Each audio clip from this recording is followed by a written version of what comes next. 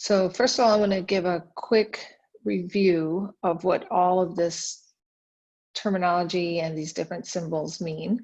So for one thing, I'll point out that here on a graph, any point on a graph, so any point in this coordinate system has an input and an output. So for this point right here, and let's see if I can do this. Sorry about that. Here we go. For this point right here, let me change the color to red so we can see it better. That point on the graph has an input of 0 and an output of 4. The horizontal axis tells you your inputs. The vertical axis tells you your outputs. So that point right there is the point 0, 4. So if we come over here and we look at this first question, part 1 here, says evaluate g at 0. In other words, it's saying for this function g, this function right here is labeled g, when the input is 0, what's the output? And we see here that the output is 4 when the input is 0. So therefore, that must be that this question over here is saying to take the function g and evaluate it at -1, g at -1. And it's saying g at -1 results in some output. So g at -1, well, first I have to find -1 on my horizontal axis. That's right here, -1. And I want to evaluate the function g at -1. And g at -1, if I come up here, right at this point here, g at -1 falls on the graph at -1, 3. And so therefore my output is 3 when my input is -1.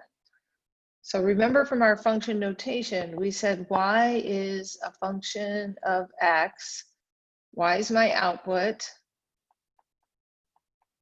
which means also that f of x is my output because they're equal to each other. They're both representing output. So g at 0 is actually representing the output when. The output when the input is 0, specifically in that case. G at -1, that's also representing an output when the input is -1. So when the input is -1, the output is 3. When we get down here and look at this question, now there's asking us find A when G of A is -2. So when the output is -2, when does that occur? What input causes the output to be -2? So now I need to look at my vertical axis, find -2, that's here. When is my output equal to -2? That's right here. Well, what input caused that? The input that caused that would be, so we're looking for this input here. At what input will the output be -2? So I come up here to my horizontal axis and I see, oh, that's -3 here. So this must be halfway between -3 and -2 is -2.5. So when my input is equal to -2.5, my output is equal to -2.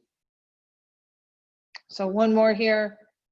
This is saying solve. Solve means, remember from the PowerPoint, solve means to find the input when we know the output.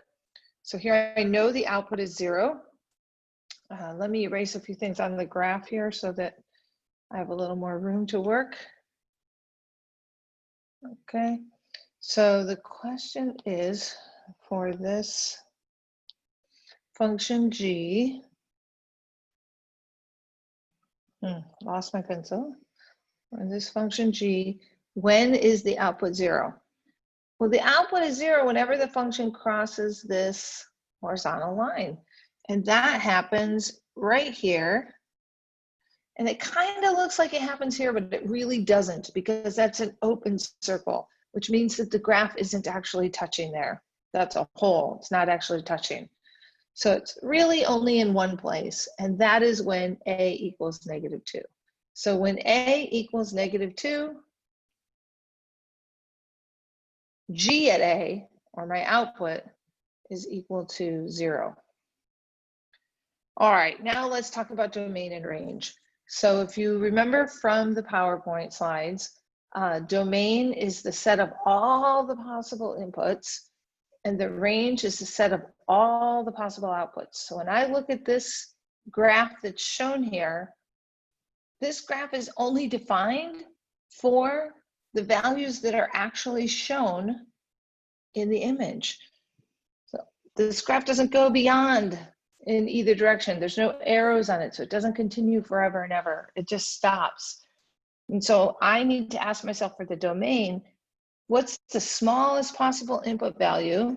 And what's the largest possible input value? So here I see that over here,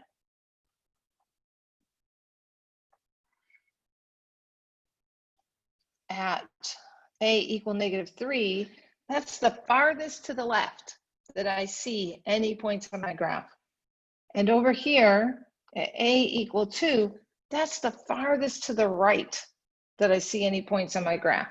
So I can say that A must be between -3, and it could actually equal -3 and 2, but it can't actually equal 2, because remember that's a hole there.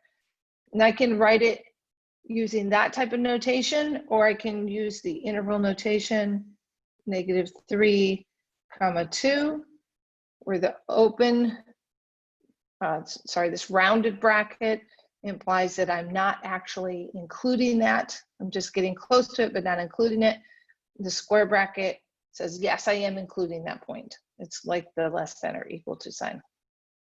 And then for range, we have to ask the same question. How high does my graph go? And how low does my graph go? So I can see the maximum value that my graph ever gets is up here at 4. So I know that B is going to be less than or equal to 4. What's the smallest that my graph ever gets, or the lowest? Looks like down here at -5. So I know that B cannot be lower than, and all of a sudden my pencil's not working again, cannot be lower than -5. It could equal -5, but it can't go lower than -5. That's that point there. So again, using interval notation from -5 to 4, that's telling me that I can't go lower than -5, I can't go higher than 4.